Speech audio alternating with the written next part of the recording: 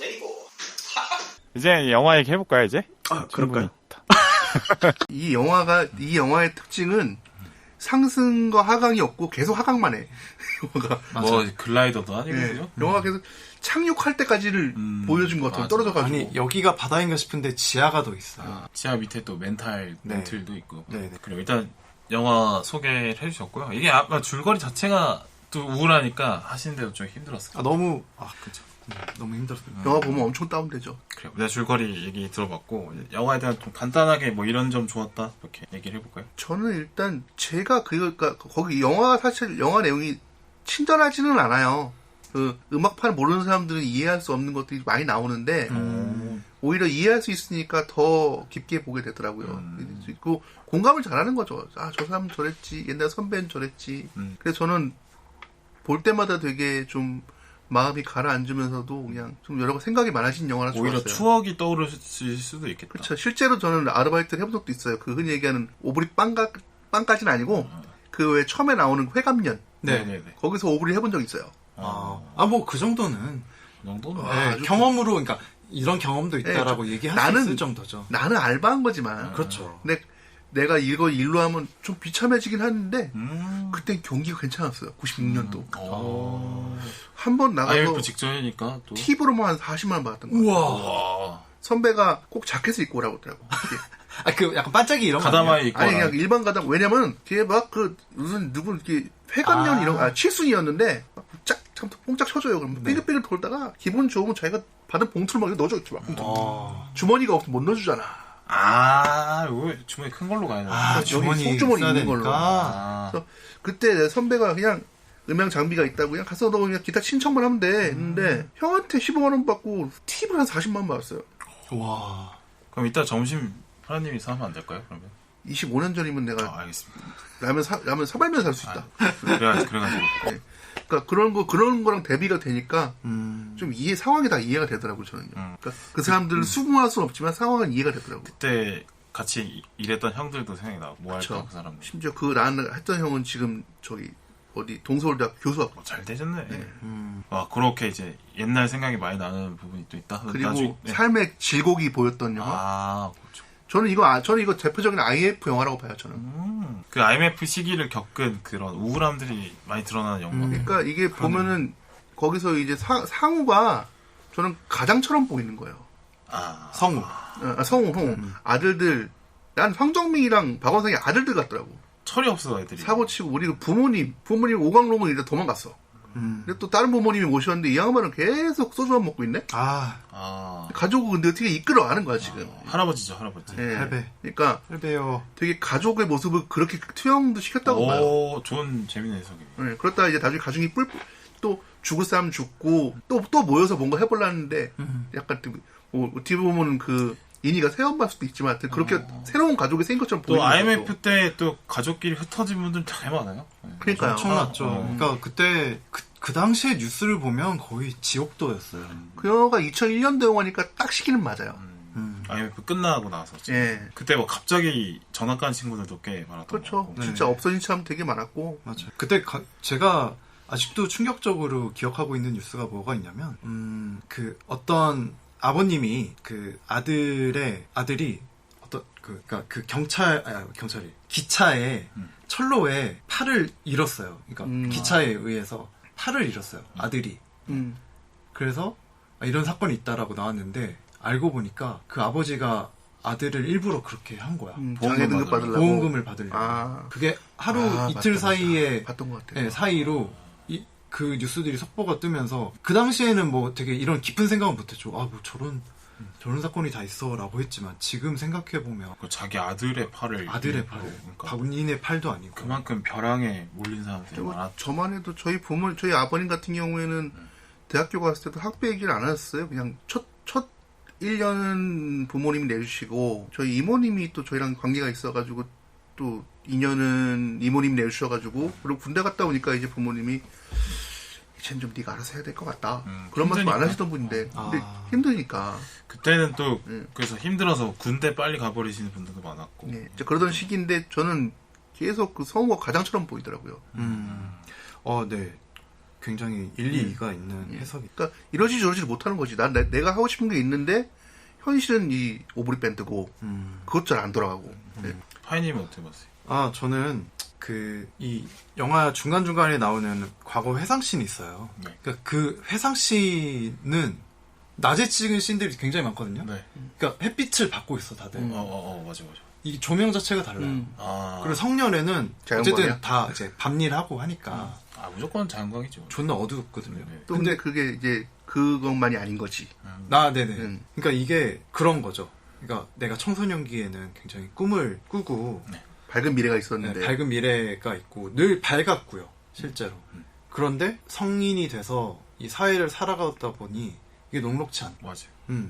그래서 나는 이게 꿈에 부풀어 있던 사람이었는데 과연 나는, 그러니까 현 시점에 나는 과연 어디에 있는가, 약간 이런 생각을 해볼 수 있었던 그런 영화였던 것 같아요. 그래서 존나 우울해요. 그렇게 보면은 고등학교 때 성우가 부르던 노래도 되게 생각해보면 의미심장해요. 세상만사 모든 일이 뜻대로 되겠어만. 세상 이러고 살아가오. 모든 일이. 예. 그러니까 가사가 그것도 난 의도했다고 봐요. 근데 성우가 그 가사를 알고 가사를 이해하고 노래 부르지 않았겠죠. 그땐 몰랐겠죠. 그때는 몰랐겠죠. 네. 그게 더 슬프네요. 앞으로 인생 어떻게 될지 모르면서 살아가는 거니까. 네. 저는 저도 재밌게 봤는데 저도 한 3번, 4번 봤거든요. 근데 감상적인 부분을 많이 얘기해 주셨고 저는 그 캐릭터가 좋았어요. 그러니까 주인공이 성우를 중심으로 놓고 성우의 미래가 될 수 있는 그 늙은 할배 음악가도 네. 보여주고 또 성우처럼 고등학교 때 성우를 보여주는 것 같은 그 유승범이 맡은 그 기태 캐릭터도 있고 그러니까 과거도 보여주고 또 미래도 보여주고 약간 이런 식으로 성우를 통해서 성우의 어떤 여러 가지 면들을 보여주게 돼. 그러니까 그 박원상 배우가 했던 그 캐릭터도 사실 성우가 약간 어떤 사랑 이런 것도 포기한 것처럼 보이잖아요. 갑갑한 캐릭터죠. 되게 그쵸. 생각만 근데 하고. 성우도 근데 그런 데 대한 욕구가 있을 거란 말이죠. 근데 그런 욕구를 기태가 대신 보여주는 것 같고 약간 수줍은 모습이 있다면 그건 황정민 같은 캐릭터가 보여주는 것 같은 네. 약간의 그러니까 성우를 중심으로 놓여져 있는 캐릭터들이 네네. 오히려 성우를 더 빛나게 만드는 그렇게 그런 얘기하면은- 느낌이어서 좋았어요. 그렇게 얘기하면 밴드 자체가 다 성우일 수도 있는 거죠. 그렇죠. 네, 저도 그렇게. 어떻게 보면 성우의 여러 가지 면을 캐릭터로 만들어서 했을 수도 있겠다. 왜요? 그럴게요. 그러니까 저는 이 영화가 임순례 감독이 실제로 동창과 과거 대화를 동창과 통해서. 어떤 술자리에 있었던 말을 시작으로 이 영화가 시작이 됐다라고 들었는데, 그러니까 아까 누구죠? 순철이었나? 수철. 수철이가 그 술자리에서 했던 말, 너는 너 하고 싶은 거 하면서 사니까 부럽다, 이런 말을 하죠. 했다라고 하죠. 근데 나는 나 하고 싶은 거 하면서 살긴 하는데 왜 나는 행복하지가 않지? 라는 생각이 들었다고 하는데, 저는 그 영화에서 그게 되게 비아냥거리면서 쓴 것 같아요. 그러니까 그 친구가 비아냥거리는 거 아니겠지만 그냥 지 신세한탄하면서 넌 행복할 거야. 워낙 궁지에 몰려있던 네, 상황이니까 본인이 워낙 궁지에 몰려있어서 성우가 사실 더 비참한 생활을 오래 했음에도 불구하고 그것조차도 수철은 부러워 보였던 거지, 모든 것이. 그러니까 저는 그거를 어떤 관점으로 봤냐면, 과거 멤버들이 맞죠. 과거 멤버들이 그 성우의 어떤 다양한 가능성이 될 수 있었지 않았나. 그쵸, 그것도 그럴 수 있죠. 네. 그런데 그런 방향성으로만 본 거죠. 그리고 지금의 멤버들 또한 지금에서 선택할 수 있는 또 다양한 가능성, 이런 걸로 봤는데, 오히려 역으로 그 씬에서 수철 또한 얘를 또 자신의 어떤 다른 가능성으로 또 봤겠구나. 그렇죠. 내가 만약에 평범한 삶을 선택했다면 수철이처럼 살았을 텐데 수철이 사는 걸 보니까 내가 꿈을 쫓아서 내가 불행해진 건 줄 알았더니 그게 아니라 꿈을 쫓지 않고 현실적인 선택을 했다고 하더라도 행복하지 않았을 수도 있겠다라는 걸 또 보여주는 장면. 어떤 선택을 하든지 어쨌든 후회는 뒤따를 수밖에 없다라는. 그러니까 다들 자기만의 지옥이 있는 거고. 맞아. 근데 전 그래서 오히려 미치겠는 거예요, 성우가. 나는 힘들어 죽겠는데 다 나보고 팔자가 좋다는 거예요. 근데 그게 이제 그 장례식장에 터진 거죠. 갑자기 이 팀끼리, 내가 보기엔 걔리 팔자가 제일 좋아 보이는데 싸우고 있네. 그러니까 에이씨. 너는 그래도 먹고 살만한데 너네 내 마음 몰라. 왜 나보고 행복하다고 지랄이야? 난 죽겠는데. 맞아. 그죠? 나는 너네들처럼 다 갖지 못하고 다 포기하고 사는 듯이 그런 얘기를 하죠. 크라님은 재밌게 보는 장. 저는 일단 첫 번째로 재밌게 봤던 거는 아무래도 나도 고등학교 때는 아니었는데 대학교 때 밴드를 했으니까 박해일이 하는 게 진짜 제 옛날 모습 같았어요. 얼굴 말고.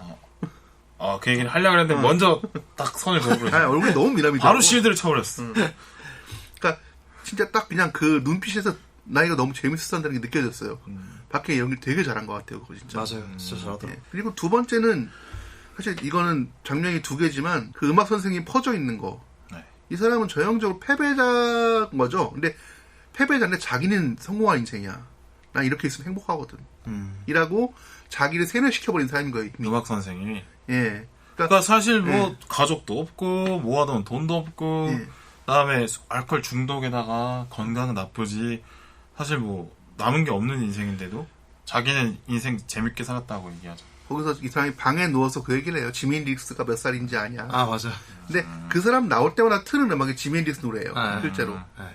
형이 또 아이디가 또 지미 핸드릭스시네. 예. 지미 핸드릭스 왜 좋아하세요? 멋있잖아요. 뭐였어요? 멋있죠, 지미 핸드릭스. 근데 이게 비디오를 찾기가 힘들어요. 유족들이 지금 계속 저작권을 그걸 행사하고 있어가지고. 근데 몇 개 유명한 비디오 보면은 퍼포먼스로는 전부 최고고, 음악은 이게 사람마다 받아들이는 것도 다르고, 녹음 상태도 다르지만 또 최고고. 그럼 지미 핸드릭스 하면 저처럼 그러니까 잘 안 와닿는 분이 있으니까 예. 유명한 기타 리프 하나만 그걸 내 그렇지. 입으로 짧게 입으로 하면 좀 웃기잖아. 이게 이 사람 거였구나. 보드차이 이런 거 막, 아, 거기 막, 이상한 소리 나는 게 있어요. 와와라는 그 이펙터인데, 그게 완전 트레이드 마크고, 그리고 그 미국 국가를 기타로 연주한 게 있어요. 그건 알아요. 그걸 많이들 봤을 거예요. 이건 땅다당, 땅 이렇게 실제로 연주한 거. 그래 이걸 유튜브에 찾아보시면 되겠습니다. 예, 이거는 찾기도 힘들 거예요, 심지어 근데. 네. 예. 그런 장면 보면서 이 포기한 인생 한 명. 근데 포기했는데 나는 만족하고 있다고 계속 본인이 세뇌를 하고 있는 거예요. 그렇지 않으면 너무 비참해버리는 네. 인생이 되버려죠. 그런 인생이 성우가 될 뻔한데 그 뒤에 보면 제일 비참한 씬인 그 룸사롱 씬에서 성우가 그때 각성한 것 같아요. 맞아요. 제가 보는 성우는 그전엔 다 방향을 못 잡고 음악을 놓지도 못하고 그렇다고 또 음악을 또 열심히 하지도 못하고 있었는데 거기서 정신을 차리고 여수에 가서 뭔가를 도모하려는 생각을 한 것 같아요. 왜냐면 인이를 데리고 간다는 그 어떤 보면 새로운 도전인데 인이는 어떻게 보면 나중에 합류한 것 같고 거기서 그걸 느껴진 게 그 순수할 때 모습이 그 해변에서 왜 벗는 걸 표현되잖아요. 여기도 어떻게든 자이든 타이든 성우도 벗고 있는 거야. 그래. 다 내려놓은 거야, 여기서 진짜. 족 같은 건 못 보겠다라든가 아니면 이렇게까지 해야 되나 하면서 그 어떤 생각을 하면서 여기서 어떤 각성이 들어서 그 다음에 새로 출발하는 씬이 붙잖아요. 그 화면에 나오는 게 성우가 여기서 다시 좀 순수하게 다시 태어나고 있구나 하는 걸 상징한 것 같다는 느낌이 들었어요. 그러니까 그 오브리 밴드의 그 씬이 어떻게 보면 되게 우울하게 볼 수도 있지만 자극을 여기가 줍니다. 막장이네. 그래, 더 나빠질 것도 없겠다. 이제 치고 씨발. 올라가자. 그리고 이런 느낌으로 다시 해보자. 다시 시작해보자. 음악이 그게 음악이든 뭐든. 바닥을 치면 또 힘이 생기긴 하니까. 그래서 그 사랑밖에 남 몰라도 그게 의미인 것 같아요. 그냥 한기만 보고 맞아. 간다. 그 마지막 선곡이 되게 좋았어요. 그대 널 본 순간 그 눈빛이 좋아서 가는 거잖아요, 그냥. 그렇죠. 네. 그러니까 저는 그때 약간 뭐 이런 생각을 했어요. 그러니까 그 결말씬을 보고, 그러니까 결국 저기 주인공이 누구죠? 성우가 계속 갈구하는 것들이 그거거든요. 그 여자, 본인이 사랑했던 인희. 그게 사실, 그러니까 유년기 시절 보여주면서 그거를 하나씩 다 흘려줘요. 그리고 그 음악 활동을 하는 것. 그리고 해변가. 이 세 개를 가장 갈구를 한단 해변가가 말이죠. 제일 좋았던 저는 해변가가 제일 좋았던 시를 상징한 거라고 생각해요. 네. 그런데 이제 그것들, 그러니까 늘 그게 주변에 있기는 합니다. 수험 보러 와서도 그게 있고, 주변에 호수 같은 게 있고, 그리고 자기가 사랑했던 인희는 뭐, 지금 이제 과부가 되긴 했지만, 어쨌든. 살아가고 있고. 네, 살아가고 있고, 오히려 태도가, 과거에는 본인한테 되게 냉대했거든요, 본인을. 그쵸. 네. 그런데 오히려 지금은 먼저 찾아와요, 적극적이지. 인희가. 네. 왜냐면 이니에게 그때의 자기 인생에도 아마 이니가 생각할 때도 네. 고등학교 시절이 제일 자기가 행복한 시절이었을 텐데 네네. 그때 나를 더 빛나게 해주는 거죠. 누군가를 나에게 고백한 남자가 있다라는 거. 나 옛날에 누가 나한테 고백했었어. 여자분들이 그거 되게 훈장처럼 그럼요. 하시는. 아니, 남자도 그렇지 사실. 남자도 그렇죠. 그래서 그 세 가지 것들을 어쨌든 계속 이제 불안전하긴 하지만 이것들을 다시 한번 세팅을 재정비를 하면서 여수는 바닷가잖아요. 그렇죠. 그리고 진짜 사랑했던 여자 인희 그리고 자기가 할 수 있는 또 밴드 활동 그 캬바레 성인 나이트에서 하는 거지만 그것들을 다시 이제 좀 재정비해서 구축을 하면서 다시 꿈을 꾸는 게 아닌가. 마지막에 그 인이와 사랑이 결국 이루어지는 거. 네. 모를 일이죠, 그건 또. 저는 이루어진다고 봐요. 왜냐면 근데 그게 되게 마지막엔 그래도 희망을 넣었구나. 저는 이루어졌으면 좋겠다라고 생각해요. 저는 마지막에 되게 희망적으로 봤거든요. 그 사랑밖에 난 몰라라는 그 노래 때문에 확신을 했는데. 저는 처음, 근데, 그러니까 그 성우가 음악에, 뭐 그 전에 인이를 만나기 전에도 음악을 하고 있었지만, 더 깊게 완전 빠져들게 된 거는 인이를 보고, 인이의 마음에 내가 들기 위해서, 막 작곡을 하면서 오히려 완전 음악이 내 길이구나. 라고 생각하는 계기가 인이었다고 저는 봐요. 네네네. 근데 맞아. 인이 때문에 음악 인생이 더 깊어지고 이 길로 쭉 가게 된 것 같. 나도 틀린 말은 아니라고 보거든요. 제 생각엔 편집에서 잘린 것 같은데 거기서 보면 성우가 그 남들 노래나 밤무대 노래나 이런 게 아닌 것들을 가끔 연주하는 씬이 나와요. 컴퓨터 치면서. 저는 그게 인이한테 만드는 노래라고, 인이 때문에 만든 노래라고 생각해요. 그렇죠. 근데 그 영화에서 한 번도 그게 제대로 나오진 않는데, 아마 그래서 거기서 인이가 어떤, 우리, 흔히 음악하는 사람이 얘기하는 뮤즈인 거죠. 그렇죠. 지금은 약간 뮤즈가 아니게 바뀌었을지라도 뮤즈인 거죠. 네, 그렇죠. 그러니까 인이 때문에 음악에 더 빠져들었는데, 그 음악을 포기하지 않고, 쭉 하다 보니까 음악이 내 인생이 됐는데, 근데 결국엔 살다 보니까 또 음악을 포기하지 않고 했기 때문에 인이와 다시 만나게 되고 또 음악이라는 연결고리로 또 인이와 다시 또 같이 움직일 수 있는 인연이 또 되고 결과적으로 사랑까지 다시 이루잖아요. 그렇죠. 그래서 성우의 삶이 꿈을 쫓다가 꿈도 못 이루고 모든 걸 잃어버린 어떤 슬픈 사람처럼 영화 전반적인 내용에서 그걸 보여주지만 마지막에 이제 같이 밴드가 돼서 노래를 하는 또 사랑밖에 난 몰라를 부르는 그 장면에서는 결국에는 이제 성우의 음악을 통해서 쫓았던 그런 목표들이 그래도 사랑 하나는 이루는 건 아닐까. 네. 늘지만. 저는 그러니까 삶의 태도를 바꿨다라고 생각을 해요. 그러니까 그거를 제가 그러니까 성우가 좋아하는 것들을 내가 딱 그러니까 성취를 해야겠다라는 어떤 관점보다는 내가 어쨌든 음악도 하고 내가 사랑하는 여인이 내 옆에 늘 있고 그리고 내가 좋아하는 해변이 내 주위에 있으면 거기 마지막에 그 캬바레 씬 보면 뒤에 배경이 석양이 지는 이 바닷가 그림이거든요. 그것들이 있으면 어쨌든 나는 행복한 게 아닌가. 그러니까 꼭 성취를 얻어야만 내가 행복을 이렇게 얻을 수 있다라고 생각을 다들 하지만 사실은 그냥 그거를 하는 과정이 더 즐거운 게 아닌가. 라는 태도로. 내가 뭔가 열정적으로 할 만한 어떤 거리가 있느냐가 중요한 거지. 네. 뭔가를 이루는 게 중요한 게 아니라. 네네네. 그런 면에서 이 영화는 어떻게 보면 리틀 포레스트랑 다 있죠. 네, 맞아요. 그런 맥락이랑 좀 다 있는 것 같아요. 그래서 제가 이걸 보면서 저희 또 돌아가신 고 신해철 형님 마왕 그런 그러니까 늘 그런 메시지들 되게 자주 내셨어요. 제가 이제 좀 자료를 가져왔는데 이런 말씀하셨죠. 소명을 가져야 한다고 그러니까 인생에 대해서 이야기를 하신 거예요. 소명을 가져야 한다고 조바심 내지 마. 태어난 게 목적이었어. 우린 이미 태어남으로써 그 목적을 다 한 거야. 너무 인생은 보너스 게임이다. 뜨뜻하다. 이제 즐기기만 해. 너희한테 주어진 거는 즐기기 위한 어떤 장이다. 그러니까 이게 이 영화가 그때 되게 관객들은 싫어했어요. 이런 그 방법론을. 여태까지 음악 영화뿐만이 아니라 이런 성장 영화에서는 주인공이 잘 된 게 한 번이라도 나오든가 아니면 마지막에 잘 돼요. 그러니까 뭐 잘 된다는 의미가 되게 커진다는 거죠. 네. 근데 이 영화는 가만히 보면 성우가 음악을 잘 나간지도 모르겠어요. 한 번도 안 나와요. 음악적으로 뭔가 각광받는 시기가 없었던 것처럼 보이는데. 그러니까 앨범이라도 한정 냈거나. 예를 들자면 갯마을 차차차에 보면 거기 배우가 누군지 기억 안 나는데 아, 오 모시기를 맞아 그분. 네. 앨범 하나 히트 친 거 가지고 가잖아요. 여기는 성우는 그런 사람도 아닌 거예요. 어떻게 보면. 원히트 원더도 못 된 사람. 네. 근데 계속 미련을 어떤 큰 거에 대한 미련을 못 놓고 있는 거죠. 한번 첫 번째 연주하는 곡 보면은 그 흔히 얘기하는 나이트 곡이 아니에요. 산타나의 되게 유명한 곡이에요. 맞아. 예. 그다음부터 이제 계속 뽕짝으로 가죠. 그러니까 이 사람의 꿈이 무너져가는 과정인데 그 무너졌다가 이제 다시 빌드업 되는 걸 끝나버린 거죠 그냥. 그래서 그때는 욕을 많이 먹었어요. 영화가 우울해서? 너무 희망적이지 않아서.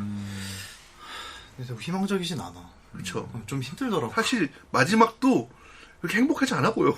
그냥 체념같이 보이기도 하고. 제가 그 지난번에 싱스트리트 편에서 그 존 카니 감독의 좋아하는 그러니까 음악 3대 영화 중에 좋아하는 게 뭐냐라고 했을 때 원스를 좀 뒤에 꼽았잖아요. 물론 그러니까 영화적으로 봤을 때는 원스가 좋죠. 원스 당연히. 너무 좋지. 근데 너무 우울하죠. 그 인생이 너무 우울해요.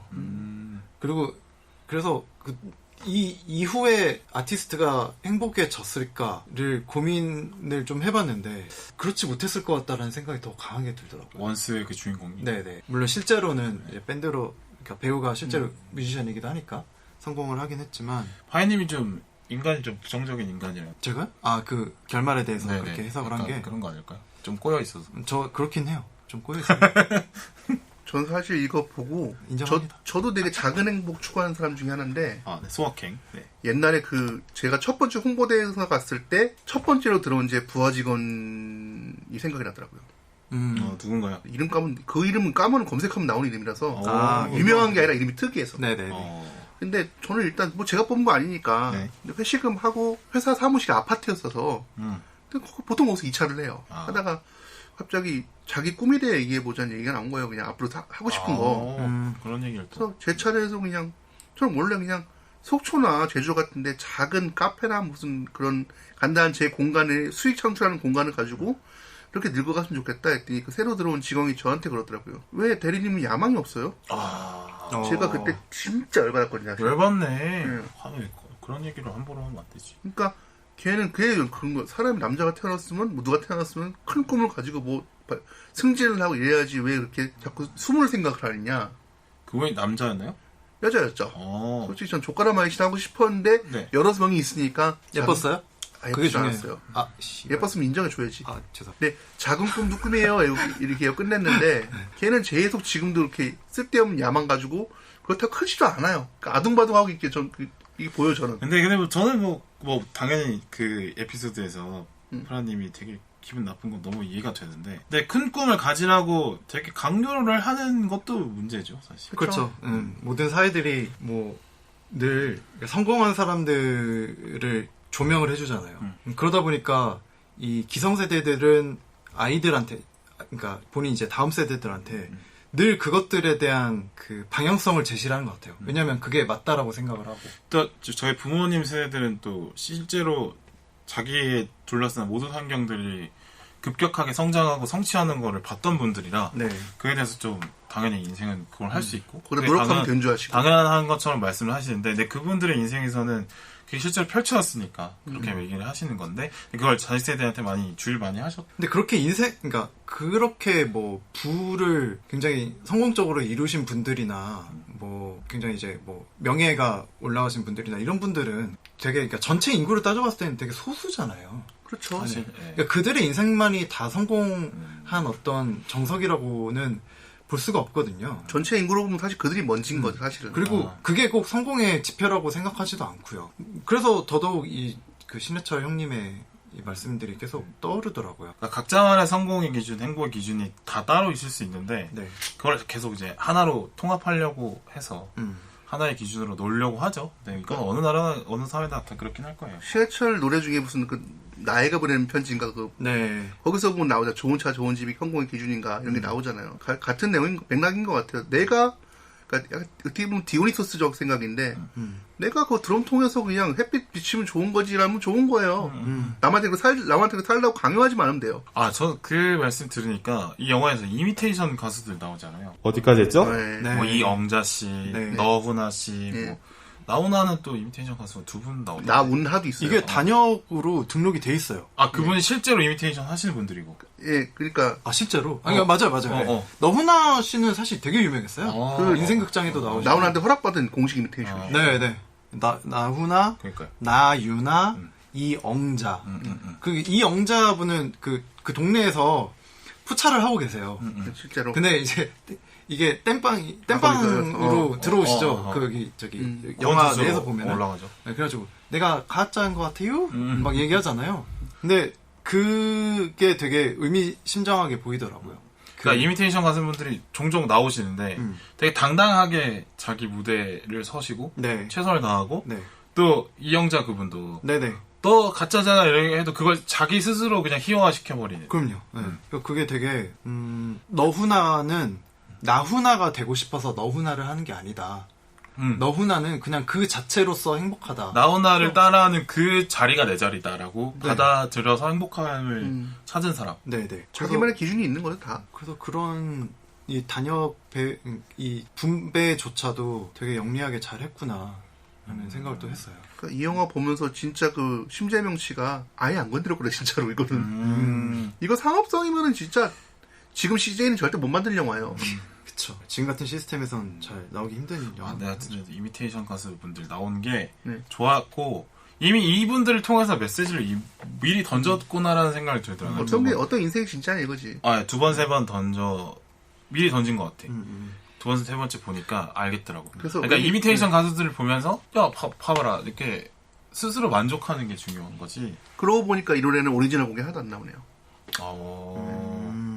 다 전부 다 카피곡이나 흔히 아무래도 이 사람들 밴드 캐릭터가 그러니까 다 카피곡만 나오네. 옛날 내 노래야 이런 게 하나도 없잖아.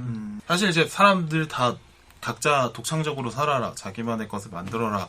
그것이 또 남들에게 인정받으면 좋은 삶이다 이렇게 얘기하는데 사실 뭐 모두가 독창적으로 살 수 없고 창의적인 장창모를 내면서 살 수 없고 어떤 큰 대사를 만드는 사람들 거를 따라가면서 대부분의 사람들은 그쵸. 살게 되기도 하는 거니까. 근데 그게 나쁘다는 게 아니라는 얘기를 하는 거예요. 합법적이기만 하면 사실 따라가는 거지 다. 그러니까 우리 모두가 이미테이션 가수처럼 사는 걸 수도 있다라는 거지. 네. 누가 성공했던 루트를 따라서 그걸 반복하면서 살잖아요. 대부분의 사람들이. 사실 흔히 얘기하는 인싸 열풍도 본인은 인싸가 아니에요. 인싸 흉내를 내는 거지. 실제로 인싸 아닐 수 있어. 친구 뭐 하나도 없을 수도 있고. 그 인싸는 그 사람 어떤 A라는 사람이 인싸여도 와 나 저기 맛집 갈래 갔다고 본인이 인싸인 게 아니에요 사실은요. 그렇게 보면은. 저는 그냥 되게 예쁜 분들이 좋은 몸매를 가지고 춤추시는 거 보면 저는 감사합니다. 그런 건 디포트로 가야지. 계속 해주세요. 그분들은 진정한 자봉당이니까. 저는 여기서 또 한번 또 자율적으로. 여러분 많이 해주세요. 저는 심리적으로 좀 한 발짝 또 빼고 싶네요. 네. 네. 감사합니다. 네. 감사합니다. 아야! 내가 계정 팔로우한 거 볼 거야 내가. 하나하나 보여봐. 그런 거 많아요. 네. 이제 고맙지. 하여튼 뭐 저는 제 의견은 또 하여튼 뭐 좋은 일이죠. 네.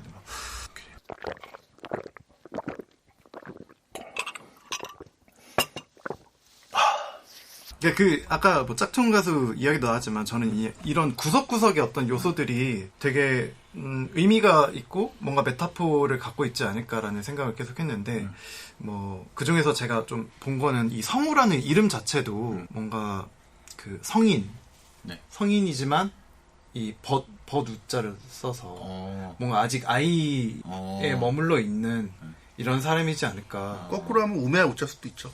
뭐 그럴 수도 있겠네요. 그렇게 해석을 평범한 사람을 말하는 우도 있으니까. 예, 우중할 때 우.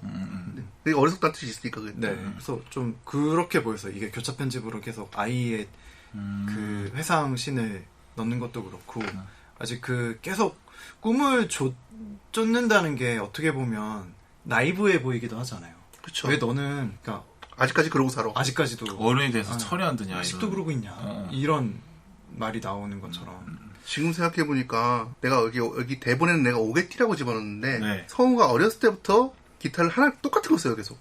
그거 몰랐네요. 근데 그 기타가 고등학생 때는 와 이거는 진짜 이거 음악 기타 치시고 이런 거 기타를 아니면 좋아하는 진짜- 사람이니까 보이는 거고. 고등학생 때는 그 기타를 못 써요. 집이 진짜 부자가 아니면. 딱 그 모델에 제일 싼 것도 일단 200에 시작하니까. 네. 근데 거기서 계속- 뿌렸나? 그런가? 선생님한테? 그럴 수 있어요. 그 팬더 스트라토캐스터라는 모델을 계속 쓰는데 네. 나중에 마지막 무대에도 그걸 갖고 올라가요. 계속 같은 거니까 그게 어떻게 보면은 성우의 성우. 꿈이 아닐까. 성우가 가지고 있는 꿈이라는 것. 나 이것만 붙들고 있는 거지. 기타 붙들고 있잖아요. 그런 걸 수도 있고. 네.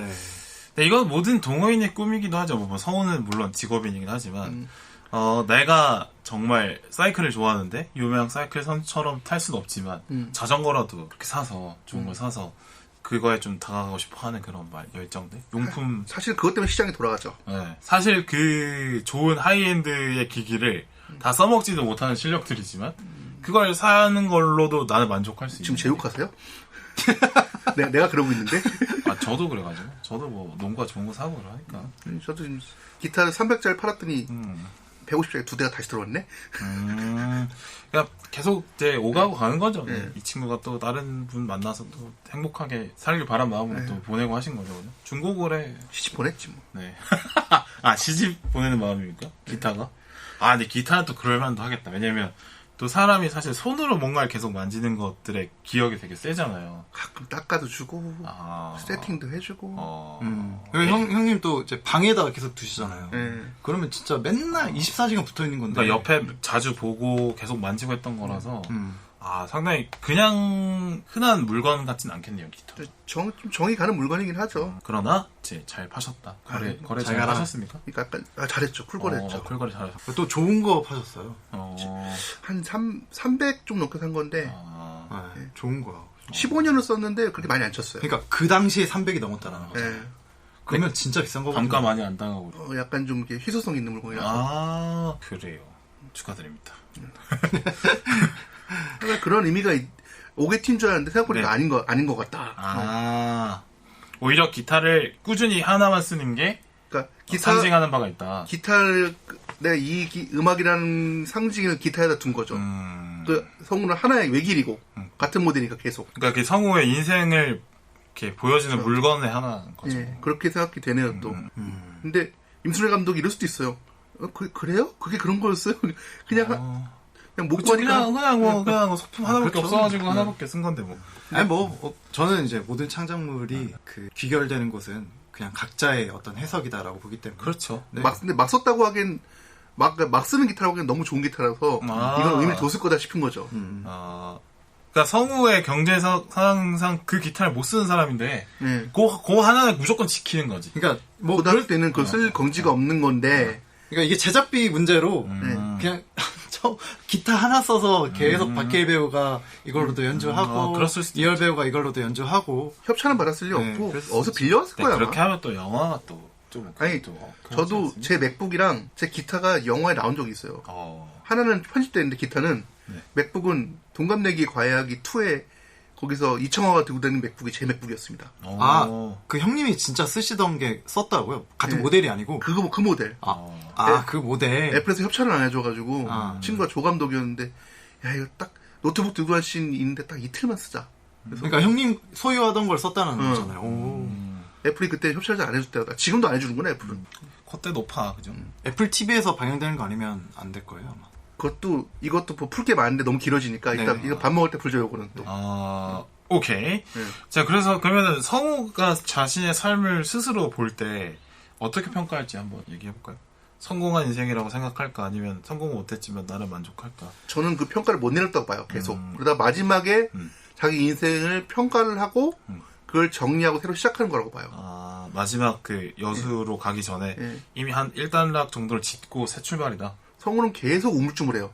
자기에 대해 물어보면. 특히 그 성공한 야사친구가 물어보면은 아니 그냥 해? 이런 그냥 쓱 넘기고 가만히 보면 성우가 업소에서 일하는데도 친구가 놀러 올 것 같은 상황이 일어나지 않아요.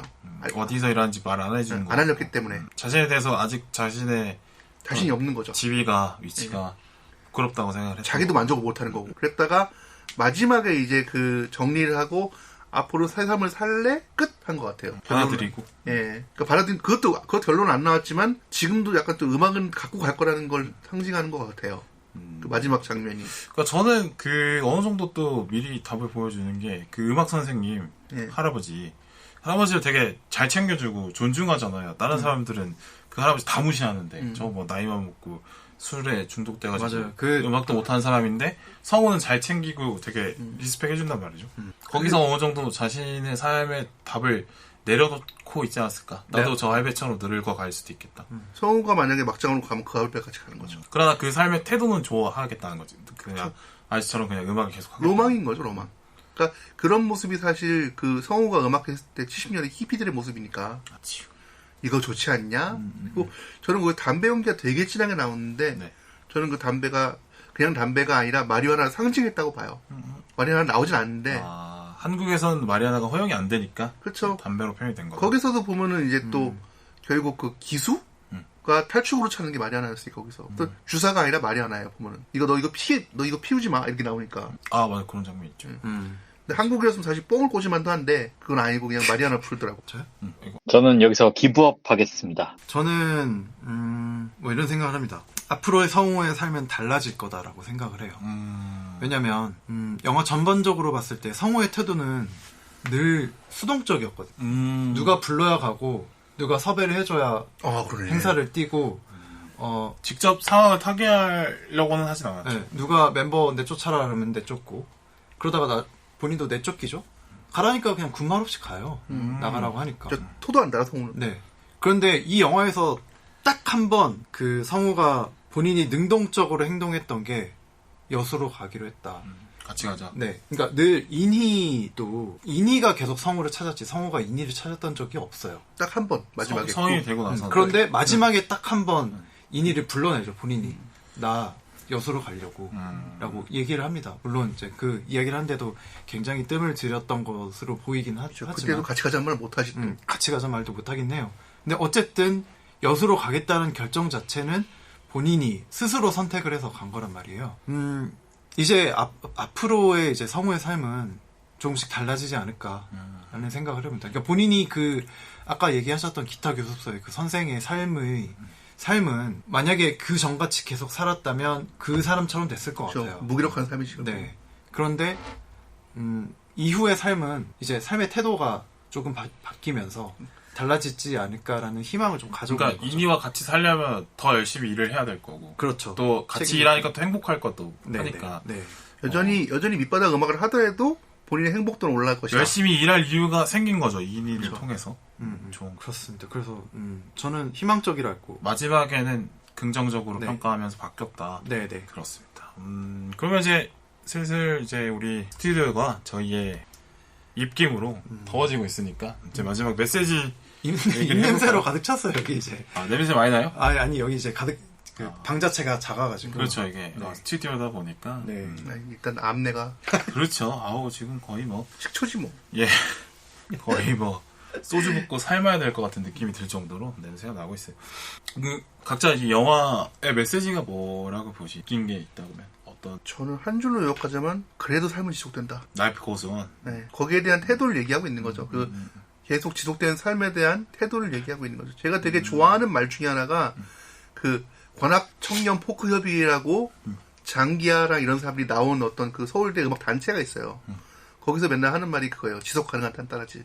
근데 물론 서울대생들이 얘기하는 건 좀 가증스럽긴 하지만 좀 그렇게 느껴지긴 하네요. 이제 성우도 그렇게 하고 있는 거죠. 저도 가능하면 제가 하는 모든 어떤 그 문화를 향유하고 제가 뭐 생산을 할 수도 있고 하는 거에 대해서 지속 가능할 수 있도록 하는 삶에 대해 고민하게 될 것 같아요. 계속 그러고 있고. 되게 중요한 것 같은 게 사실 뭐 인생에 대해서 뭐 여러 가지 해답이 있을 수 있지만 사실 저는 결국에는 태어나서 죽을 때는 병원에서 태어나서 병원에서 죽는다라는 거 볼 때 돈 버는 건 사실상 시작과 처음 모든 인간이 똑같다. 그러면은 이 중간에 삶과 죽음 사이에 이 시간을 어떻게 잘 때울 것이냐 라고도 봐도 된다고 생각하거든요. 인생에서 뭘 성취할 것이냐라고 보는 게 아니라 어떻게 하면 보느냐. 이 인생을 지워낼 것이냐 라는 관점으로도 볼 수 있다고 생각해요. 근데 그러려면 내가 좋아하는 일을 해야 시간 가는 걸 모르고 몰입할 수 있잖아요. 저는 그래서 몰입할 수 있는 거리가 있는 게 그 몰입할 수 있는 환경을 만들기 위해서 뭐 어느 정도 경제적인 활동을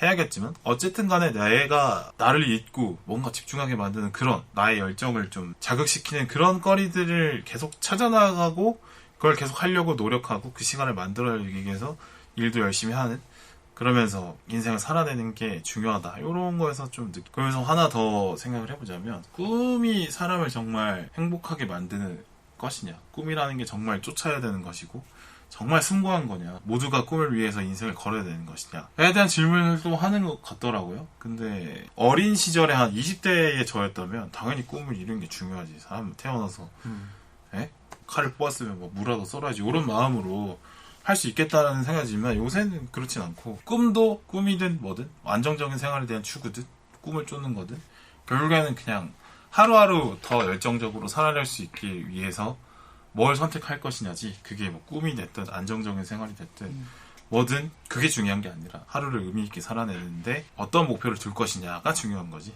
그런 생각을 꿈이 인생을 반드시 행복하게 만들어주는 건 아니다. 그러나 꿈을 이루지 못해도 인생이 가치가 없는 것도 아니고. 그렇죠. 꿈이 없다고 인생이 불행한 건 아니죠. 그렇죠. 그렇게 좀 보이긴 하더라고요. 이제 옛날 노래에서 많이 나왔잖아요. 꿈이 없는 인생은 뭐 시체 같다. 맞아요. 꿈 없는 사람들 되게 조롱 많이 하잖아요. 사실.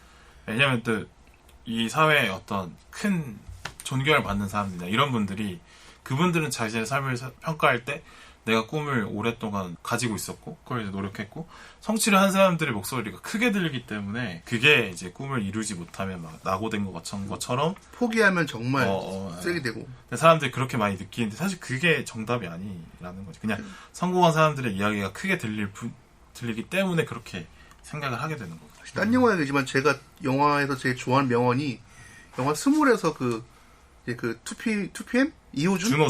준호가 한 말이에요. 포기하는 게 얼마나 힘든데. 포기도 상당히 선택. 예, 그러니까. 용기죠. 저는 그 말을 한 영화는 거기밖에 없어요. 제가 들은 거는. 그러니까 포기가 무기력이 아니라 포기도 하나의 선택이잖아요, 사실. 그러니까 이병헌 감독이 참 그 대사 맛있게 잘 쓰는데 드림을 왜 그렇게 했지? 어쨌든 드림 별로였어요? 별로. 제가 볼 때는. 파이님은 이제 영화의 메시지 어떻게 보세요? 저도 같은 결로 보는 거죠. 저는 이제 계속 신해철 형님의 말씀들이 떠올랐어요. 그리고 근래 봤던, 그래 한 번 더 봤는데, 그, 소울이라는 픽사 애니메이션도 한 번 더 봤고. 소울이랑도 이 영화가 되게 통하죠. 네. 마이킹 브라더스. 그러니까, 궁극적인 메시지는 통하는 것 같아요. 네. 그러니까 우리가 늘 꿈을 쫓아야 한다. 꿈을 이루어야 한다. 라는 어떤 목표점을 하나로 두고 다들 이제 이끄는 느낌들이 있는데, 우리가 늘 이제 미래를 담보로 두고 현재를 항상 희생을 해가면서 살잖아요. 그렇게 많이 나는 나중에 성공할 거니까 지금은 좀 고생을 하자. 대학 가면 다 할 수 있는 거 할 수 있다. 네, 그런 식으로 취업하면 뭐. 네. 그런데 한 번씩은 좀 돌아볼 필요가 있는 것 같아요. 물론 저는 그런 삶의 태도를 비판하는 건 아닙니다. 그러니까 이게 모두를 왔다 갔다 하면서 살 필요는 있는 것 같아요. 어떤 때는 안정을 쫓고 네. 어떤 때는 꿈을 쫓을 때도 있고. 네네. 두 가지. 그러니까 나는 이렇게는 안 살고 이렇게만 살까라고 하는 게 좀 오히려 어떻게 보면 좀 유연하지 못한 사고라고도 생각을 하고 멈춰있다가 문제가 아닌 거죠. 네네. 그래서 늘 자신의 현재를 한 번씩 상기를 하면서 성찰하면서. 네, 성찰을 하면서 또 내가 열정을 꽃피울 때는 또 열정을 꽃피울 때 어떤 희열들이 있거든요. 짜릿하죠. 그때 네. 또 그래서 뭐 그것들을 저는 좀 병행해가면서 살았으면 좋겠어요. 일상의 어떤 행복들을 다시금 돌아봤으면 좋겠습니다. 본인의 어떤 주변들, 지금의 동네가 얼마나 아름다운지, 그리고 본인의 가족들이 얼마나 고마운 사람들인지, 자주 보는 친구들이 얼마나 또 소중한지. 네, 그런 것들을 한 번씩 돌아봤으면 좋겠어요. 그런 생각을. 영화에서 난 또 생각이 하나 더 들은 게 판단을 남한테 맡기면 안 될 것 같아요. 남이 맞아. 어떻게 볼 건 맞아. 누가 이게 좋대 이런 거는 난 안 들어도 된다고 생각하는데 참고만 하시고 거기에 모든 걸 걸고 누가 이게 이렇게 했으니까 이건 괜찮을 거라는 생각은 애초에 지우는 게 좋을 것 같아요. 요즘에 어떻게 보면 SNS 때문에 더 심한 것 같아요. 맞죠. 누구 추천 맛집 아예 별로야.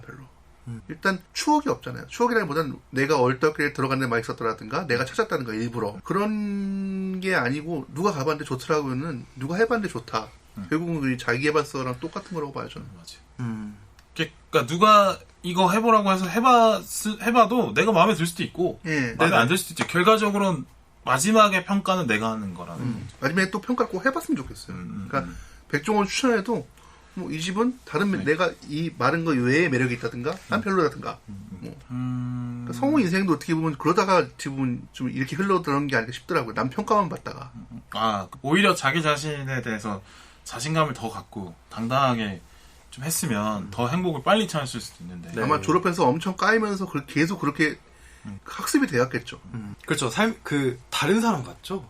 아예 다른 사람들. 네, 그 과거에 박해일이 맡았던 그 아역의 성우랑 눈빛이 너무 다르니까. 네, 이열 배우. 근데 이열 배우는 늘 약간 그런 역할을 나오지 않아요? 주로 무기력해요. 그러니까 지금은 이제 고인이 되셨더라고요. 작년에. 막판에 좀 순한 아저씨로 나왔고 근데 주로 무기력한 사람으로 나왔어요. 네. 기대에 부응하겠습니다. 아역과의 싱크로도 되게 좋았던 것 같아요. 네. 전체적으로 배우들이. 박해일이 또 축 처져 있는 느낌도 낼 수 있는 배우니까. 네. 그리고 되게 순딩순딩한 이렇게 비누 같은 느낌이 좀 있는. 근데 눈빛만 살아있어. 그랬었어. 네네. 그래서 그 아역과의 싱크로도 되게 좋았던 것 같아요. 근데 되게 달라 보였어 어쨌든. 근데 저 기태 캐릭터가 만약에 고등학교 때 꿈꿨던 성우의 삶이 있을 거 아니에요. 네. 근데 그게 만약에 아다리가 잘 맞아서 잘 풀려서 성공을 했어. 그러면 왠지 기태처럼 좀 풀렸을 활기찬 수도 있죠. 사람으로 남아있을 수도 있을 거. 네, 그럴 수도 있죠. 왠지 기태는 왠지 서울 가서 막 먹힐 것 같잖아요. 약간. 저는 기태가 되게 어떤 장치적으로 쓰였던 것 같은 게, 그러니까 어떻게 보면 저도 음악판을 아니까 보이는 건데, 손으로 연주하고 되게 장인들이 모여서 하던 건데, 갑자기 쇼맨십이 센 기태가 모든 걸 먹어버린 거야, 그냥. 맞아. 뿅 누르고 이러고 있는데. 춤추고. 예. 근데 기태는 그걸 위해서 아무런 노력을 하지 않은 것 같이 보인다고. 타고나는 거죠. 그쵸. 그러니까 심지어 그냥 하는 것도 뭐 아가씨 이러고 하고 있고. 그래서 되게 그렇게 요즘 음악인들을, 그러니까 이거 어떻게 보면 임술래 감독의 꼰대적인 마인드가 들어간 게 아닌가. 옛날에 그 진짜 하던 밴드 음악이고 저거는 요즘에 그 트렌디한 별로 음악 좀 유치한 음악이야. 애들 장난하는 음악이야. 이렇게 보이더라고요. 그렇군요. 기태 모습의 그런 감독 생각과 요즘의 어떤 그 비주얼이 중요하고 어떤 퍼포먼스가 중요한 음악판이 투영된 게 아닌가. 근데 기태 그 2001년 작품인데 그 2년 후에 싸이가 등장한. 그쵸. 그래서 그때 겹쳐. 소맨십이 중요한 거. 그러니까 싸이가 음악성이 떨어진다 이런 얘기 아니라 싸이가 우리가 생각하면 퍼포먼스형 가수. 잘 노는 맞아. 가수. 그쵸. 그러니까 잘 노는 거에 대한 어떤 게 가수의 능력 중에 하나라도 퍼포먼스 능력 이게 또 포함이 돼버렸으니까. 싸이도 좀 꼰대로 바뀌긴 했지만 하여간에서 그때 싸이가 되게 자기 위치를 아는, 자기 특성을 아는, 되게 감독이 하고 싶은 말이 되게 많았던 것 같아요. 엄청. 근데 아예 오히려 감독보다 이 영화를 본 저희가 할 말이 더 많을 수도 있어요. 사실 근데 이미 많이 했네요, 지금. 많이 했지. 안타까운 거는 임수래 감독은 똑같은 얘기를 되게 우울하게 하는 능력이 있어요. 또 우울한 걸 또 좋아하는 분들이 계셔. 그래야지 또 마음에 감성이 터치가 되는 분들이 또 있으니까. 그만합시다 이제. 그만하죠, 그죠? 저는 그냥 마지막 한마디만. 네. 기분 좋을 때 보지 마세요, 이 영화. 왜? 기분 좋을 때는 기분이 안 좋아지니까. 아니 저도 이거 존나 우울했거든요, 이 영화 볼 때. 근데 우울할 땐 오히려 우울한 영화 봐주면 또 좋지 않습니까? 근데 또 이제 빌바오님이 저 이거 보고 있는데 갑자기 전화가 왔어요. 제가 밤에 보고 있었거든요. 혼자 술 마시면서. 잔이했어, 혹시? 취해가지고. 와인 한 잔 마시면서. 근데 또 전화해가지고 또 징징 대시더라고. 왜 욕했다고 막 음해를 하시던데. 욕을 했다는 게 아니라 역 같다네, 이런 거. 징징 짜더라고요. 짰죠. 징징 짜더. 또 할 수도 있지 뭐. 요즘 뭐 힘들어요? 그건 아니에요. 원래 그래요, 근데 사람이. 술 먹으면 전화 좀 하고 그래요. 술 먹고. 형. 내가 전영동 캐릭터구나. 무한도전 나오잖아요. 전영동이 술 먹으면 전화한다. 초롱님한테도 전화하고. 저는 전화 안 받더라고. 안 받지. 남자로 전화하는데 바꿨냐고. 지금 뭐 대단 모르겠어. 남자랑 전화 통화 안 한다 그래가지고. 아무튼 그래서 질질 짜는 바오님의 그런 에피소드도 있었습니다. 하필 저도 이거 보면서 졸라 우울했는데. 이거 잘라야지. 안 돼. 이 영화 그러니까 기분이 유쾌하지 않잖아, 보고 나면. 네. 맞아. 우울해요. 근데 우울한 영화도 필요해요. 네, 저는 그럼요. 진짜 봅니다. 그거 보고 우울할 때 보셔서 좀 해소가 됐어요? 그때 보고. 더 보기 싫더라고요. 근데 더 봤어요. 한 번 더, 그러니까 그냥 중간중간 이렇게 스킵 하면서 보긴 했는데. 준비하면서 이제 또 보긴 했는데, 네, 우울합니다. 근데 확실히 이런 영화를 제가 또 제 취향이긴 한 것 같아요. 저는 좀 여백이 있는 것들을 좋아하거든요. 영화에 어떤 제가 이렇게 구다리를 좀 끼워 넣어서 이것들에서 좀 나에게로 좀 흡수를 시킬 만한 그런 영화들을 좋아해서 맞아. 그것 되게 공감하는 게, 8월의 크리스마스나 이런 데 보면, 네. 내가 이 영화 속에 들어갈 공간이 있잖아요. 네. 꽉꽉 채워져 있지 네. 않으니까. 그런 느낌이 좋긴 하더라고요. 네. 그래서 지금의 나도 좀 돌아보게 되는 그런 시간도 있었고, 과거의 또 나를 또 돌아보게 하는 시간도 있었고, 그래서 되게 영화 자체로는 굉장히 좋습니다. 그러나 존나게 우울하다. 음악 영화 치곤 뻔하지 않았어요. 그쵸. 네. 음악 영화라고 할 수 있나요, 이거? 근데 음악 영화라고 생각하면 그 크리스찬 다 무시하고 들어가니까. 여러분 신나는 거 보고 싶으면 스크로브락 보세요. 터네이셔스 D 보시고요.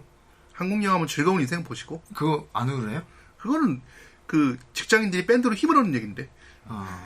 이 비슷한 게 소년 메리켄 사쿠라는 영화가 있는데, 그러니까 뭐 비슷하다고도 할 수도 없죠. 근데 과거에 펑크락 밴드 했던 그 사람을 쫓아가는 어떤 그 잡지 기자인가요? 그 사람의 이야기인데 재밌어요. 약간 슈가맨 같은 느낌이네. 네, 근데 어디서도 볼 수는 없더라고요. 아무튼 저는 좋아합니다. 미야자키 아오이가 맞죠? 미야자키 되게 귀여울 때. 아오이. 그러니까 미야자키 아오이인가? 네. 하여튼 걔가 은근히 밴드 영화를 꽤 했네요. 소란인 때문에 밴드 하는 애들 꽤 있는데. 나나도 나왔죠. 네. 소란이랑 밴드 영화가 있었는데 네네. 그거 보고 밴드 할 여자애들이 엄청 많았어요. 오, 진짜로? 나도 그래서 봤어요. 여자애들이 좋아한다길래. 어떻게든 그것도 좀 충분히 스몰 볼만한- 토크라도 좀 해보려고. 볼만한 또 가치가 되죠. 밴드 들어온 보컬들이 소란이를 좋아한다니. 나도 좋아해야지. 그럼. 말이 너무 많아요. 자, 이런저런, 오늘 중구난방으로 막 이런 얘기했다, 저런 얘기했다, 막 이렇게 재밌게 해봤는데, 소감 좀 들어볼까요? 프라님부터? 처음 이렇게 오셨는데. 저도 편집하는 입장에서 네. 제가 편집 안 할 거라고 하지만 고충을 안겨드린 것 같아요. 아, 네, 저는 편집 많이 해봤지 않습니까? 말이 너무 그냥 냅니다. 네. 그러니까 네. 그냥 낼 거니까 좀 마음이 무거운데 편해졌어. 아, 저는 그냥 내는 스타일이에요. 왜냐면, 원래 친구들과의 대화가 이렇게 막 목차 정해가지고 질서정연하게 펼쳐지지 않잖아요. 그냥 영화라는 그 하나면 기둥뿌리 하나 있는 거고, 나머지는 이렇게 하는 거죠. 아니, 요즘은 이렇게 컨텐츠들을 핵심 히스만 이렇게 뽑아서 내는 것보다 그냥 설거지할 때 듣기 좋은 거, 아, 방 청소할 때 듣기 좋은 거, 그냥 이런 거 하는 게 맞. 실제로 추세예요. 제 방송 틀고 설거지하면 더 설거지가 잘 되기도 하고, 네. 세척 효과가 자기 전에 더 틀어놓고 자고 말이 내가 있으니까 좀 기름이 낄 것 같은 느낌인데 그럼? 아, 나까지 그런 얘기? 그런 맛도 있는 거죠. 그래서 이제 이거저거 해봐서 재밌었다. 네, 재미는 기본이고요. 물론 여러분도 재밌으면 좋겠어요. 아니 중구난방을 너무 걱정하지 않으셔도 된다. 네, 좋습니다. 파이님은 네. 소감? 전 뭐 이 정도면 멤버라고 봐야죠. 그렇죠. 오늘 계약서 쓰나요? 계약서 저 조건을 보고 조건을 한번 보겠습니다. 저도 뭐 수틀리면 그냥 3구로 이적. 네. 저 또 저희가 3구 얘기. 네, 시네타운 3구라는 원래 이제 저희 이렇게 모이게 된 게 저희가 시네타운 19을 좋아하는 사람들끼리 모임에서 만난 거잖아요. 네. 그래서 그 원료가 되는 시네타운 19이라는 팟캐스트가 있습니다. 그래서 그 팟캐스트가 올해 2월에 잠정 중단을 하게 되었어요. 그래서 저희가 이제 그 명맥을 좀 끊기지 않았으면 하는 마음에 10년 된 팟캐스트를 우리가 잊고 싶은 거지. 그 공백기만. 네. 그래서 다시 돌아올 거라고 믿고 있고요. 그 전까지는 좀 우리들끼리 좀 한번 놀아보자. 잊지 않고 계속 꽹가리를 치자라는 의미로 시네타운 그러니까 3구라는 너우나처럼 네. 이 영자처럼 하는 거죠. 네. 네. 그렇게 해서 저희가 시네타운 3구라는 팟캐스트를 새로 만들어서 지금 열심히 또 하고 있거든요. 그래서 관심 있으신 분들은 한번 또 들어와서 들어주시고 또 구독도 안 들어주니까 눌러주시고, 구독만. 구독도 해주시고 그쵸, 안 듣고 좋아요 눌러주는 좋아요도 게 최고입니다. 눌러주시고. 네. 전 들어주세요. 플레이에서 듣기 싫으면 볼륨 줄여놓고 옆에 제가 약간 하세요. 조용한 관중 스타일이라서 아. 주목받는 거 좋아하니까 댓글 엄청 댓글 졸라보고 좋아요 수 또 대댓글도 다 달아드리거든요. 네네. 그러니까 또 와서 또 재밌게 들어주시면 감사하겠습니다. 그러니까 3구 치면 검색이 나옵니다. 그렇습니다. 아 그래요? 네, 팟빵에서 3구만 쳐도 나와요. 딴 건 모르겠고 제가 들었을 때 가독성은 자신합니다. 네. 형님, 파란 형님께서 편집 다 검수해 주시거든요. 그래서, 네. 다들 주목해 주시면 감사하겠습니다. 그래요. 이렇게 3구 얘기까지. 빌바오 님도 한번 나오셔야죠. 네. 공식도 뭔가 요청이 기다리고 있지 있는데. 않나요? 네. 나올 때는 합방해야지. 저 나름도 저는 방송 오래 했는데 그래도 제가 신청하기엔 조금 자존심 상해서 기다리고 있는데 닥치고 그냥 나오세요. 또 섭외 느낌이 좀 받고 싶은데 그래? 대접받고 싶다? 근데 약간 좀 또 약간 삐또 상황했어요? 내가 메일을 보내야 출연시켜주는 제가 RSVP 그런 느낌으로 좀 RSVP 보내드릴게요. 예, 그쵸. 배송드 실브플레 전화 받아 이 새끼야 이러고. 그렇군요. 어쨌든 저도 3구에서 곧 나가야죠, 3구. 네, 또 3구에서 또 한번 뵐 기다리겠습니다. 일단 가서 또 나름의 또 네. 선배로서 위험 한번 보여드리면서. 네. 제가 한창 동생이긴 한데, 형 누나들. 또 거기서는 이제 롤이 이런 진행 롤이 아니고, 그렇죠. 맘대로 털 수 있는 롤이니까요. 저희 또 존시 형님 늘 바들바들 떠시면서 방송하고 있거든요, 지금. 저는 초보 진행자를 당황시킬 재미가 있을 것 같아서 너무 설렙니다. 네. 듣다 보면 당황할 수 있어요. 목표님이 갑자기 털기 때문에. 같은 경우는 여보세요? 이렇게 해서 이번 74화 와이키키 브라더스 마무리하겠습니다. 수고하셨습니다. 네, 수고하셨습니다. 나는 이런 걸 내는 거였는데. 근데 3구에서 박수 외쳐요. 구독 좀 해주세요. 구독과 좋아요 부탁드립니다. 여러분, 조태꾸알!